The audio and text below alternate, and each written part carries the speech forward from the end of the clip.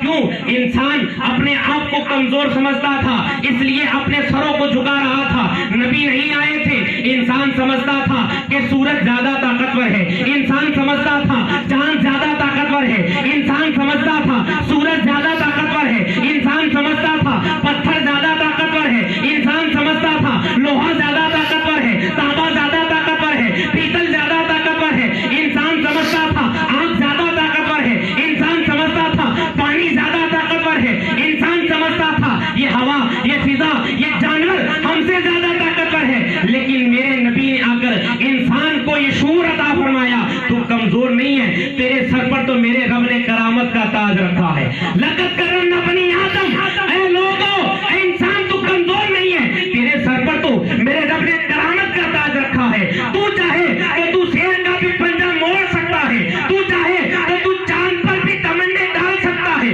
تو چاہے تو تو سورج کی کرنوں کا پنجہ موڑ سکتا ہے، تو چاہے تو زمین کا سینہ چاک کر سکتا ہے، تو چاہے دریا کی تہ تک جا سکتا ہے، تو چاہے تو اپنے نام کی چٹھی پانی میں ڈال دے، بہتا ہوا سوکھا ہوا پانی بہتا ہوا نظر آئے گا۔ جب نبی نہیں آئے تھے انسان اپنے آپ کو کمزور سمجھتا تھا، میرے نبی نے آ کر بتایا انسان کمزور نہیں ہے، ساری کائنات کمزور ہے، سب سے زیادہ طاقتور اگر کوئی ہے تو وہ انسان کی ذات ہے۔ ارے آئے سورج کو سجدہ کرنے والوں، یہ وہ سورج ہے جو میرے نبی انگلی کا اشارہ کر دے تو پلٹتا ہوا نظر آتا ہے۔ اے چاند کی پوجا کرنے والوں، یہ وہ چاند ہے، میرے نبی انگلی کا اشارہ کرتے ہیں چاند اپنا کلیجہ چیرتا ہوا نظر آتا ہے۔ اے انسان، پانی کو زیادہ طاقتور سمجھنے والے، اجمیر کی دھرتی پر خواجہ اگر کوزہ لے کر بھیجے تو کوزے میں اناس آ کر سمٹتا آتا ہے، اور انسان تو اپنے آپ کو کمزور نہ سمجھ، تو اگر لاٹھی پانی میں مارے گا تو پانی میں بھی 12 رستے بنتے ہوئے نظر آئیں گے۔ یہ صدقہ میرے نبی کا ہے، یہ عطا میرے نبی کی ہے، یہ فضل میرے نبی کا ہے، یہ کمال میرے نبی کا ہے۔ آج جو کچھ ہمیں ملا میرے نبی کا صدقہ ہے، جو کچھ ہے نبی کا صدقہ ہے، یہ حیات نبی کا صدقہ ہے، یہ ممات نبی کا صدقہ ہے، یہ زندگی نبی کا صدقہ ہے، یہ بندگی نبی کا صدقہ ہے، یہ زمین کا فرش نبی کا صدقہ، یہ آسمان کا شامیانہ نبی کا صدقہ، یہ سورج کی روشنی نبی کا صدقہ، یہ چاند کی چاندنی نبی کا صدقہ، یہ تاروں کی جگمگاہٹ نبی کا صدقہ، یہ زندگی نبی کا صدقہ، یہ موت نبی کا صدقہ، یہ ہوا نبی کا صدقہ، یہ فضا نبی کا صدقہ، یہ سانس آ رہی ہے، یہ سانس جا رہی ہے، یہ میرے نبی کا صدقہ ہے، یہ ہوا میرے نبی کا صدقہ ہے، ہمیں زندگی ملی نبی کا صدقہ، ہمیں صدیق ملے نبی کا، بولو نا سبحان اللہ یار، ہمیں صدیق ملے نبی کا صدقہ، ہمیں فاروق ملے نبی کا صدقہ، ہمیں عمر ملے نبی کا صدقہ، علی حیدر کرار ملے نبی کا صدقہ، ہمیں سعد و سعید ملے نبی کا صدقہ، ہمیں طلحہ زبیر ملے نبی کا صدقہ، ہمیں عبد الرحمن بن عوف ملے نبی کا صدقہ، ہمیں ابو عبیدہ بن جراح ملے نبی کا صدقہ، ہمیں پیر پیرا میرے میاں شہباز لامکانی قندیل نورانی شیخ عبد القادر جیلانی بڑے پیر دستگیر ملے میرے نبی کا صدقہ، خواجہ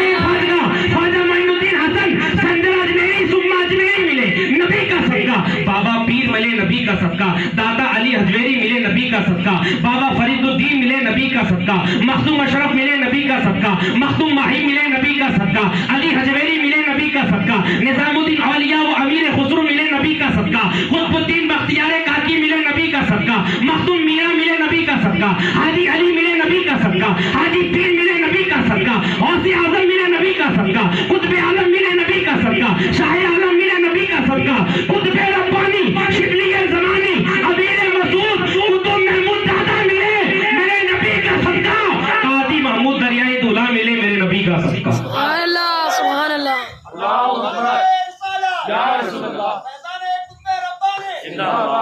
وقت مختصر ہے اس لیے میں نے اپنی گفتگو کو سمیٹا ہے اور اپنی گفتگو کو تھوڑا اور تیز کر دیا ہے، ورنہ میری عادت نہیں اس طرح گفتگو کرنے کی۔ عرض یہ کر رہا تھا سب کچھ میرے نبی کا صدقہ ہے، اور نبی کا صدقہ کیوں نہ ہو، اٹھاؤ حدیث قدسی، میرے رب نبی فرماتے ہیں کہ رب فرماتا ہے لولا لما خلقت الدنیا لولا لما خلقت الارضین لولا لما خلقت السماوات لولا لما خلقت الدنیا لولا لما خلقت الجنة لولا لما خلقت النار لولا لما خلقت القمر لولا لما خلقت الشمس لولا لما خلقت القمر لولا لما خلقت اللوح لولا لما خلقت الکرسی لولا لما اظہرت الربوبیہ، اے محبوب جو کچھ بھی ہے تیرا صدقہ، تو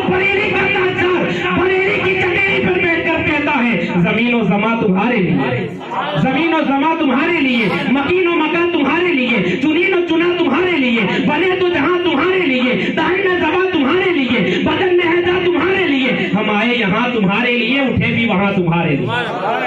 اطاعت کل، امامت کل، سیادت کل، امارت کل، حکومت کل، ولایت کل، خدا کے یہاں تمہارے لیے، تمہاری چمک، تمہاری جھلک، تمہاری مہک، تمہاری دمک، زمین و فلک، سماق و سمک میں سکہ نشان تمہارے لیے۔ سبحان اللہ سبحان اللہ۔ جنا میں چمن، چمن میں سمن، سمن میں پھبن، پھبن پہ دلہن، سزائے میہن، پہر سے منن، یمن و ما تمہارے لیے، نہ جن و بشر کہ آٹھ و پہر، ملائکہ در پہ بستہ کمر، نہ چپا و سر، نہ قلب و جگر، اے سجدہ گناہ تمہارے لیے۔ سبحان اللہ۔ اشارے سے چاند چیر دیا، چھپے ہوئے خود کو پھیر دیا، گئے ہوئے دن کو عصر کیا، یہ تاب و تواں تمہارے لیے۔ صبا وہ چلے کہ باغ پھلے، وہ پھول کھلے کہ دن ہو پلے، لیوا کے تلے ثنا میں کھلے، رضا کی زباں تمہارے لیے۔ سبحان اللہ۔ سب کچھ میرے نبی کا صدقہ، سب کچھ میرے نبی کا صدقہ، جو مل رہا ہے نبی کا صدقہ، جو مل رہا ہے نبی کا صدقہ، اور کہہ دوں ہمیں خدا میرے نبی کا صدقہ، لولا کلمہ ذات ربوبیہ، معبود تجھے بھیجنا مقصود نہ ہوتا تو اپنا رب ہونا بھی ظاہر نہ فرماتا۔ اور کوئی غیب کیا تم سے نیہا ہو بھلا، جب نہ خدا ہی چھپا تم پہ کروڑ دو۔ بولیے سبحان اللہ، درود پاک پڑھے، اللہم صلی اللہ اللہم صلی علی سیدنا مولانا محمد والی و صحبہ و بارک وسلم۔ یہ میرے نبی کا صدقہ۔ سنیے گا، بات ختم نہیں ہوئی، سنیے گا، یہ میرے نبی کا صدقہ ہے، اور میرے رب کا کرم دیکھو، کرم دیکھو، سادات کارنڈا مخصوص آپ کے لیے عرض کر رہا ہوں، سادات کارنڈا کی عظمت دیکھیں۔ دنیا میں کئی طرح کی مخلوق پائی جاتی ہے، امام صاحب، علماء کرام، سادات کرام، بزرگان دین تشریف فرما ہے، میں سبھی کی توجہ چاہوں گا۔ دنیا میں کئی طرح کی مخلوق پائی جاتی ہے، انسان پائے جاتے ہیں، جانور پائے جاتے ہیں، پرندے درندے حیوانات شجر حجر پائے جاتے ہیں، نباتات پائے جاتے ہیں، پتھر پائے جاتے ہیں، لوہ پائے جاتے ہیں، یہ سب کچھ نبی نے بنایا۔ یہ ہول کریشن جو ہے، یہ ساری تخلیق جو ہے، یہ وجہ تخلیق کائنات میرے نبی کی ذات ہے۔ تو یہ جو کچھ بنا، اللہ چاہتا ہمیں پتھر بنا دیتا، اللہ چاہتا ہمیں یہ مٹی بنا دیتا، اللہ چاہتا ہمیں جانور بنا دیتا، اللہ چاہتا ہمیں چرندہ بنا دیتا، اللہ چاہتا ہمیں پرندہ بنا دیتا، اللہ چاہتا ہمیں پھاڑ کھانے والا جانور بنا دیتا، اللہ چاہتا تو ہمیں وہ لیٹرین کا کیڑا بنا دیتا جو لیٹرین میں پیدا ہوتا ہے، ہماری غذا سے، ہماری غلاظت سے جو پیدا ہوتا ہے، اللہ اگر چاہتا تو وہ بنا دیتا۔ لیکن اس رب کا کرم دیکھو، کرم بالائے کرم دیکھو، اس نے کسی اور مخلوق میں نہیں، انسان کی صورت میں ہمیں پیدا فرمایا۔ یہ اس رب کا احسان ہے۔ انسان بنایا تو اشرف المخلوقات بھی ہو گیا، لقد کرمنا بنی آدم کا تاج بھی پہنا دیا۔ اب جب انسان بنایا، انسان میں تو یار کافر بھی انسان ہے، مومن بھی انسان ہے، وہابی بھی انسان ہے، دیوبندی بھی انسان ہے، اہل حدیث بھی انسان ہے، موحد بھی انسان ہے، کتابی بھی انسان ہے، نجدی بھی انسان ہے، اہل حدیث بھی انسان ہے، رافضی بھی انسان ہے، خارجی بھی انسان ہے، تفضیلی بھی انسان ہے، روافض و نواسب بھی انسان ہے، سب انسان ہیں۔ لیکن اس رب کا کرم دیکھو، انسان بنایا پھر مسلمان بھی بنایا، اور اس پر بات ختم نہیں۔ مسلمان کے آدم کے زمانے میں نہیں تھے،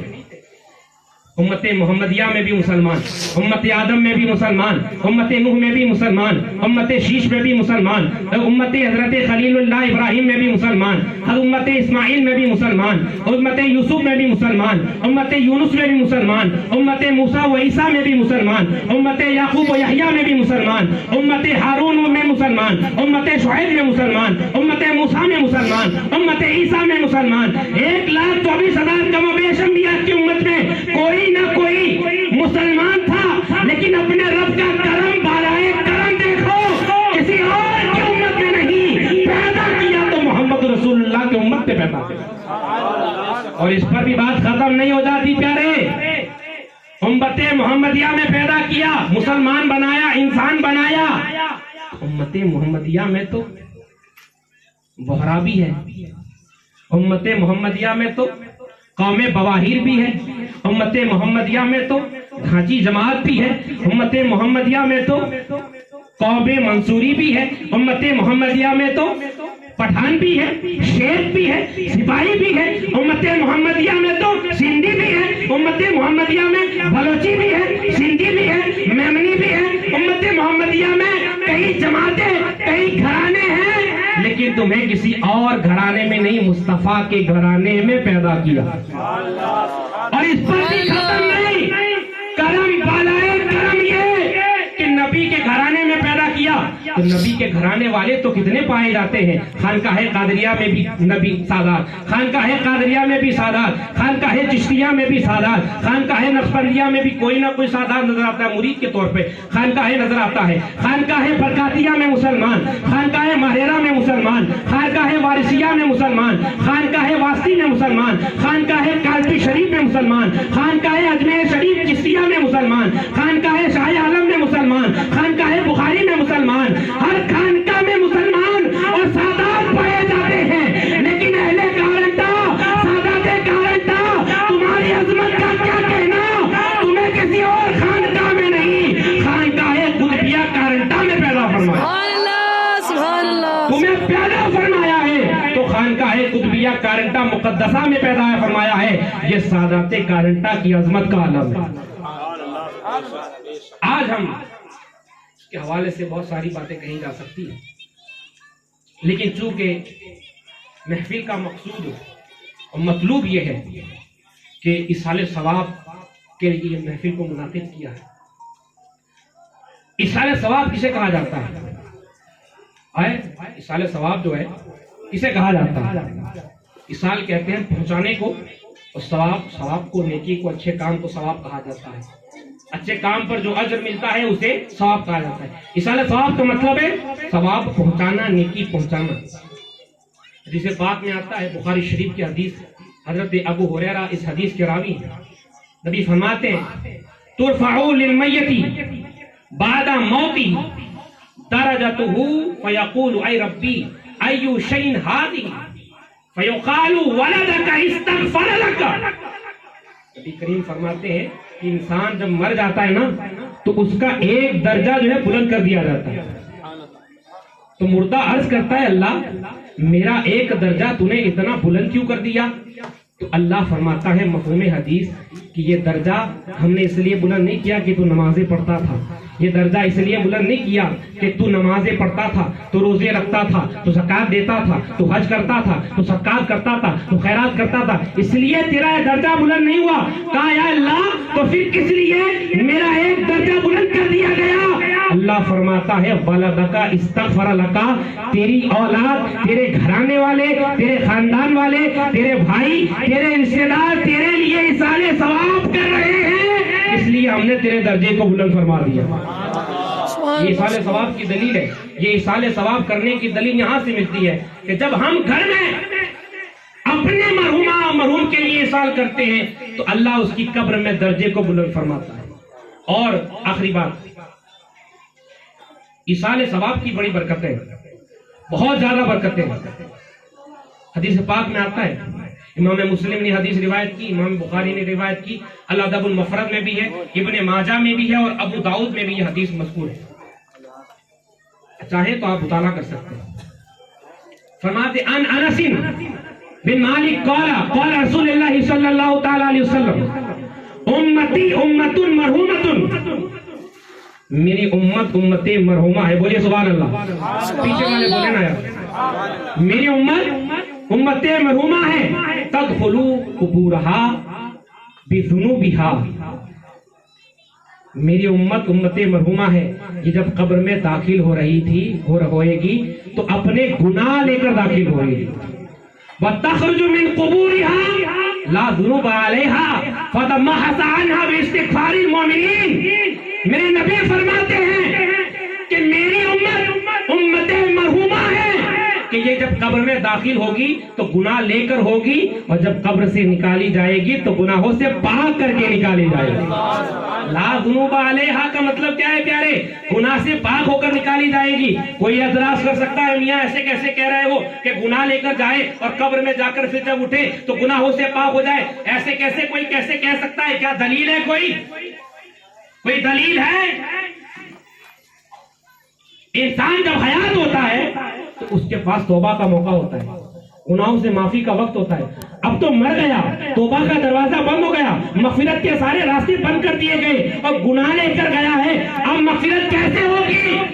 اسی بات کا جواب اسی حدیث کے آخری الفاظ ہے، باستغفار المؤمنین. جب مردہ مر جاتا ہے، گناہ لے کر جاتا ہے، لیکن اس کے بھائی اس کے لیے قرآن پڑھتے ہیں، اس کے بھائی اس کے لیے درود پڑھتے ہیں، اس کے بھائی اس کے لیے نعت کی محفل سجاتے ہیں، اس کی اولادیں اس کے لیے استغفار کرتی ہے، قرآن پڑھتی ہے، تلاوت کرتی ہے، نعت پڑھتی ہے، درود پڑھتی ہے، تسبیح پڑھتی ہے، تحلیل پڑھتی ہے، تقدیس پڑھتی ہے، تو مومن کے پڑھنے سے ہم اس کے گناہ کو معاف کر دیتے ہیں.